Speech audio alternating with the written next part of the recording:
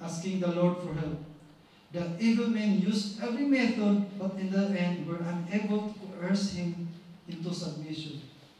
Binugbog na siya ng grabe, ng sobra-sobra, pero hindi niya pa rin dininay si Lord Jesus Christ. Ganun ang isang deeply rooted Christian. Kahit daanan ka man ng bagyo, ng gulpi, ng panghihiyan, you will not deny our Lord Jesus Christ. Ang ginawa sa kanya, kinulong. Kasama ang thousands of preachers and pastors that time. Kinulong siya ng 5 years, tinitensyahan siya ng 5 years. Trinay ng mga pulis sa kulungan na padinayin siya. Pero nakita na nila na kahit nasa prisuhan siya, nagpipreach pa rin siya.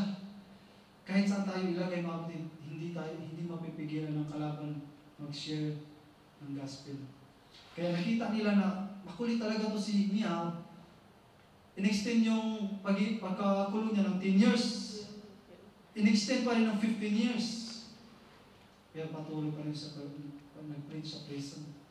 Alam niyo po, yung nangyari pa, ang kalaban talaga hahanap ng paraan na para ikaw ay marismaya. Nang malaman ng asawa niya na na-extend ng 15 years ang kanyang pagkakulong, nagpadala ng sulat ng asawa niya na mag-divorce tayo.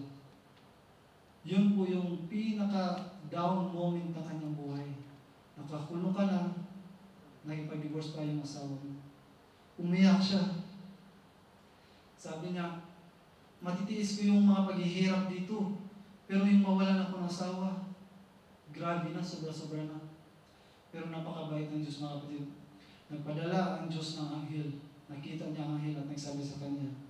Sabi ng anghel, you must be patient that you may fulfill God's will and obtain the promise.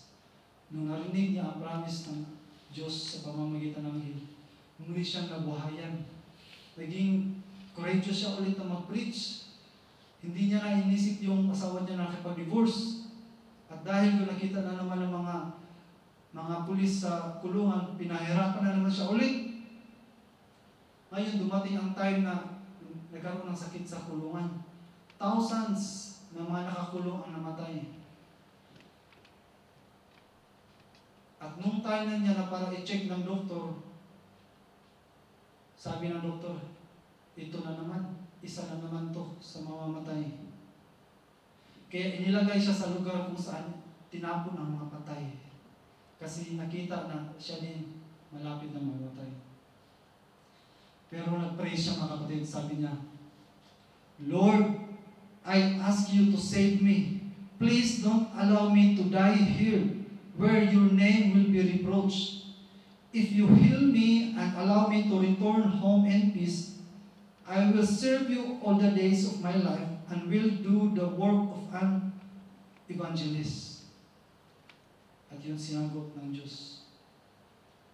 Nung pumunta po siya sa doktor, mga kapatid, yung doktor na nag-expect na siya po ay wala na, patay na to. Isa to sa mamamatay. Pumunta siya sa doktor. Nagulat ang doktor. Sabi ng doktor, multo ka ba? Sabi na, hindi. It is me. Sabi niya, don't be afraid. I am Miao Chi Chong. My God has helped me and saved me from death. He has sent me to proclaim the way of salvation to you. Ginawa pa niyang evangelist siya para sa doktor. Therefore, you must believe in Jesus. The doctor immediately knelt down, lumuhod ang doktor, saying, your God is true. Jesus is truly alive. Naniwala ang doktor. Sabi ng doktor, I now believe and ask Jesus to receive me. Naging Christian po yung doktor, mga kapatid, dahil sa kanya, dahil sa malang ginawa ng Diyos dahil sa kanya. Ano ginawa niya? Nag-pray siya at sinagot ng Diyos. Na-extend po at hanggang sa natapos niya po ang 15 years na assistance niya sa kulungan. Ngayon, nakalabas na siya sa kulungan. Tapos ang mga pulis na dating nag-persecute sa kanya, akala nila nagbago na ng isip si Miao. Sabi ng mga pulis. Ngayon, sa 15 years mo na nasa kulungan, nagbago na ba yung isip mo? Kasi 15 years, siguro expected nila, ito wala na to, hindi na to mag-Jesus. Jesus is alive, Jesus is alive. Sabi niya, these 15 years of labor, reform have not changed my belief. Moreover, my relationship with Jesus has been strengthened and my faith is stronger than ever. Mas tumibay pa at lumakas ang kanyang pananampalataya sa Panginoong Hesus. Ganyan ang ginagawa ng pagsubok. Challenges are not designed to make us down. Challenges are designed to make us strong. Dapat ang pagsubok nagpalalim sa atin, hindi na pahina sa atin. Katulad din niya, mas lumalim siya, mas lumakas, at mas naging matatag siya. At nakita yun ng mga pulis. Ito talaga, matikas talaga ang ulo nito. Binugbog na naman siya.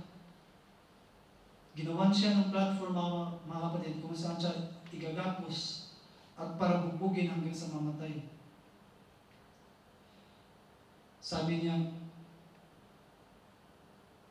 my faith will continue to be strong. Kaya sabi niya mga kapatid, habang nasa platform siya, maraming tao, mga Christian, mga ordinary Chinese, ang nakakinig sa kanya. Sabi niya, fellow countrymen, because of belief in Jesus, I have already spent 15 years in the jail, where I was struggled against and beaten, yet my faith is stronger than ever. Why is that? It's because the Lord Jesus, whom I believe, is the true and living God. He is the Son of God, the Creator of heaven and earth. He was born for us, and because of our sins, He was crucified on the cross. Mga kapatid, binububog na siya, papatayin na siya, pero nag-preach pa rin siya. Ganito katibay ang isang taong deeply rooted. Binububog na, nag-preach pa. Kaya when people are criticizing you, continue to preach.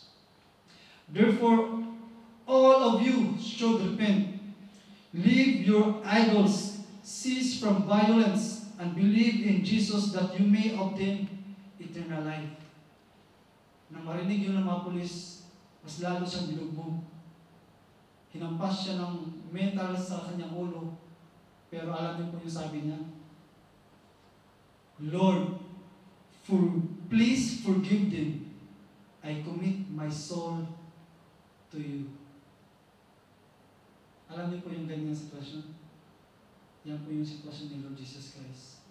Kahit siya po ay nakaranas ng mga bugbog, ng kahihiyan, pagkapako sa cross, sabi niya kay Jesus, Lord, forgive them for they do not know what they are doing. Ganyan po ang isang deeply rooted Christian. Atin pong nakukopya ang mga nagawa ng Panginoong Jesus.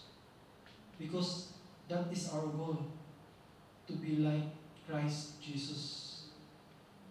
Dahil po nagka-divorce po sila ng kanyang asawa, hindi po sila nagkaroon ng anak biologically. Pero nagkaroon siya ng thousands ng spiritual children. Alam niyo po, ang tawag sa kanya, siya po ay tinawag na Cedar of Lebanon. Kung familiar po kayo ng Cedar of Lebanon, it represents the resilience, the strength of the cedar tree. Ganon po ang story niya. Ganon po ang isang deeply rooted Christian. Nawa din tayo mga kapatid, mas lumalim po tayo sa ating paglilingkod sa Diyos. Matagumpayan natin ang mga pagsubok, ang mga persecution na ating mararanasan. Alam niyo po ang verse na to die is gain, and to live is for Christ Jesus. Buhayin po natin yung mga kapatid, isa pang buhay po natin. Maging malalim po tayo para sa panahon ng mga pagsubok, hindi po tayo matutumba. Are you willing to be deeply rooted? Amen. Repent from your sins. Have a transformed life. Have a life worthy to the calling that we have received. We do not know what will happen next day, next week, next month. So better start today while we can. We do not know if there's still hello love again. Maybe there will be hello love hell. Do not wait until you feel the fire. Parang mainit dito ah. Kailangan ko na yata mag-repent. Wala na. Nasa apoy ka na. Kaya better do it today.